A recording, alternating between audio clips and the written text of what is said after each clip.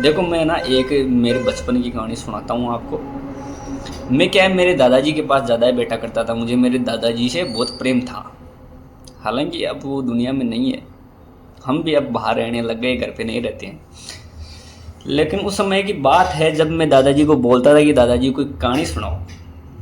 उन्होंने मुझे एक कहानी सुनाई थी बंदर की। मुझे जहाँ तक वो याद है मैं आपको सुना दूँ। अगर आप में से किसी ने वो सुनी है तो पूरी बताना। मेरे को क्या बहुत टाइम पहले की है तो याद है नहीं है, लेकिन जितनी याद है मैं आपको पूरी बताऊंगा। उसके अंदर ऐसा था कि भाई एक राजा था। उस राजा के पास बंदर भी थे और घोड़े भी थे। लेकिन एक दिन क्या हुआ, एक बकरा था। उस बकरे थोड़ा हरामी था। उस बकरे की कोई जो मतलब बाड़ थे वो जाडे थे। तो उस बाड़ों में एक दिन क्या वो चूल्हे के पास गया और उसके बाड़े में क्या खीरा उड़ज गया, मतलब बाजते। अब भाई बाजते उड़ज गई, आग उड़ज गई। आग का एक खीरा उसके बालों में था। तो वो क्या है, बाद में जलन हुई उसको।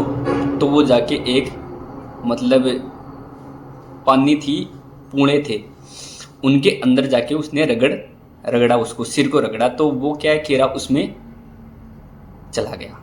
तो उसके बाद में क्या है उसमें आग लग गई।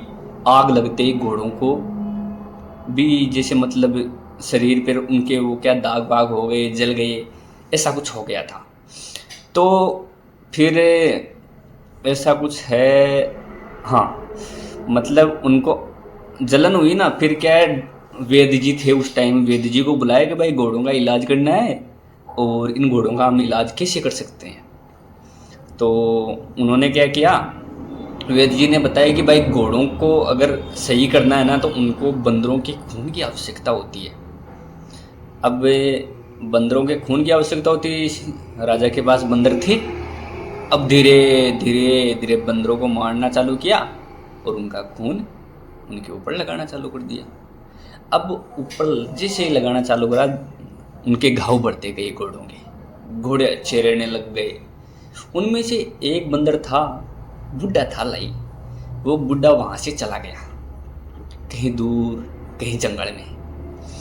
वो जंगल में चला गया और घोड़े दे जैसे जैसे ठीक हो रहे थे, फिर लास्ट में जाते एक बंदर की कमी पड़ गई। अब एक बंदर की कमी पड़ गई, वो बूढ़ा बंदर था, वो था जंगल में। अब उसको ढूंढने के लिए राजा ने जनता को या फिर उनके सेवकों को आदेश दिया कि भाई बंदर को लेके आओ ताकि घोड़े ठीक हो जाए। कल को कोई युद्ध हो तो घोड़ों की आवश्यकता पड़ती है। तो वो सेना ना जंगल के अंदर गई और वो बंदर को ढूंढने लगी। बंदर को पता लग गया कि भाई हमें ढूंढने के लिए आए थे, हम ही वहाँ से भाग के आए थे। तो वो बंदर क्या करता है आपको पता है, वो वहाँ से आगे चला जाता है। लेकिन क्या है, बूढ़ा बंदर था, ज़्यादा भाग भी नहीं पाया। फिर क्या, उस राजा ने उस बंदर को पकड़ लिया और पूछा कि भाई तुम यहाँ से भागा क्यों।